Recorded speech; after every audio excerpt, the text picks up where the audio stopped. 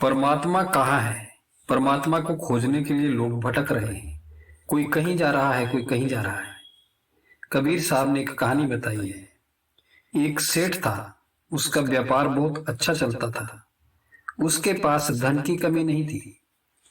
एक अच्छे परिवार में उसकी शादी हुई थी। पत्नी भी अच्छी थी, उसका कहना मानती थी, अपने पति की सेवा में थी।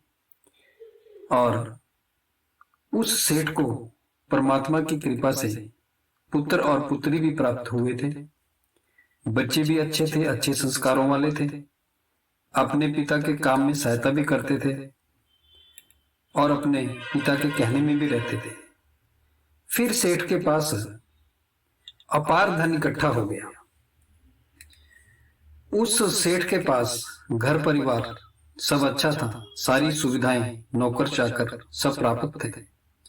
आधी उम्र निकल गई तो उसे महसूस होने लगा कि सारा कुछ तो सही चल रहा है, सब अच्छा है, फिर भी कहीं कोई कमी लग रही है। उसको परमात्मा की याद आने लगी। उसने विद्वानों से पूछा कि मैं क्या करूं। किसी ने कहा तीर्थों की यात्रा कर लो।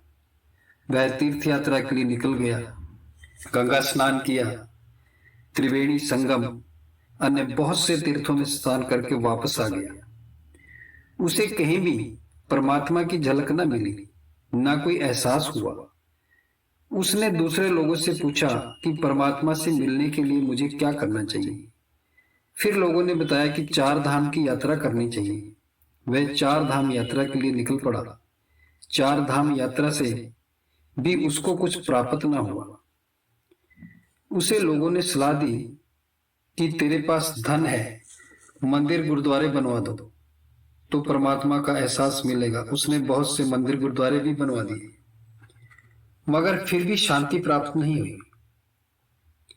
अब लोगों ने कहा कि दान पुण्य करो। उसने गरीबों में दान देना शुरू कर दिया, पशुओं के लिए चारे की व्यवस्था, और इन कामों को करने से मन को अच्छा तो लगा, लेकिन परमात्मा का कोई एहसास न हुआ। उसने ग्रंथों को पढ़ना शुरू कर दिया, गीता, वाणी, बाइबल, अन्य कई ग्रंथ पढ़ डाले, लेकिन सृष्टिकर्ता का उसको कुछ पता नहीं चला। एक दिन वह कहीं जा रहा था, उसने एक कुटिया देखी, उसमें एक साधु को देखा। वह साधु के पास गया और साधु को देखता ही रह गया। साधु के चेहरे पर कोई भय या चिंता के भाव नहीं थे, जबकि उसके पास सुख सुविधा का कोई साधन नहीं था।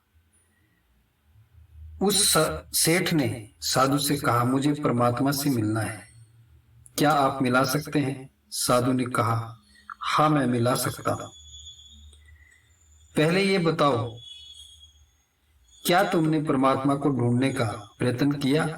व्यापारी ने कहा, मैं मंदिर, मस्जिद, गुरुद्वारा, तीर्थ सब जगह ढूंढा, ग्रंथों में खोजा, वो कहीं नहीं मिला।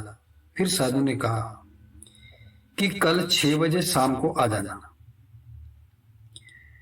तो वो व्यापारी, वो सेठ 6 बजे से पहले ही साधु के कुटिया के बाहर आ गया, और उस व्यापारी के आने से पहले ही साधु ने कुटिया के बाहर कुछ ढूंढना शुरू कर दिया।